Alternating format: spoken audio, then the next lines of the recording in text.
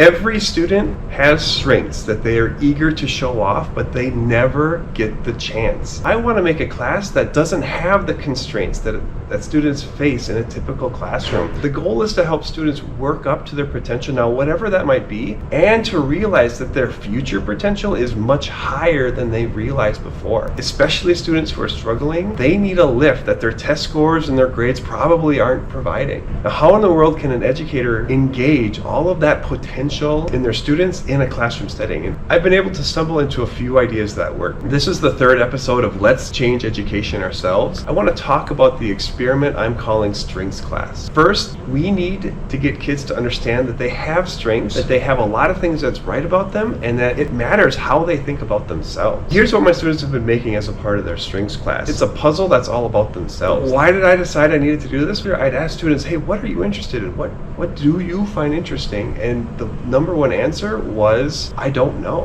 And then when I started trying to teach about strengths, I'd have students argue with me, no, I don't have any strengths. I hear what you're saying about having strengths. That doesn't apply to me. These conversations need to be a part of students' regular lives. They don't have a lot of time when they're not distracted. And if we're not making time for these really important conversations, I think we're messing up. So another piece is Mindset Mondays. I've made these boards. It's a conversation that I think we need to make a part of our education system.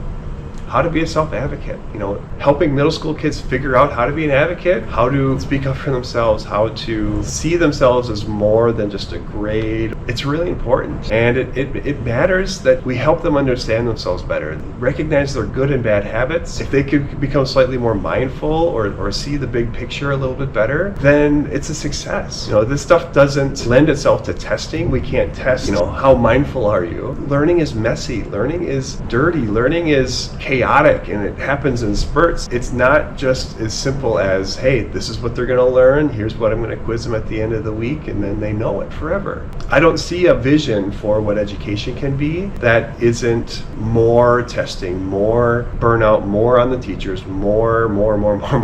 Instead, we need to change the conversation to stuff like potential, learning about yourself. Education can be so much more. If it's just me in my classroom on a Friday night talking to a camera, then it's a waste of time. But if there's a community that can say, hey, school needs to be different, then we can do that together. Thanks for watching. I appreciate you, and have a great rest of your day. It doesn't happen with rigid timelines and rubrics. There has to be an element of freedom where students can have some of the control to follow their own ideas.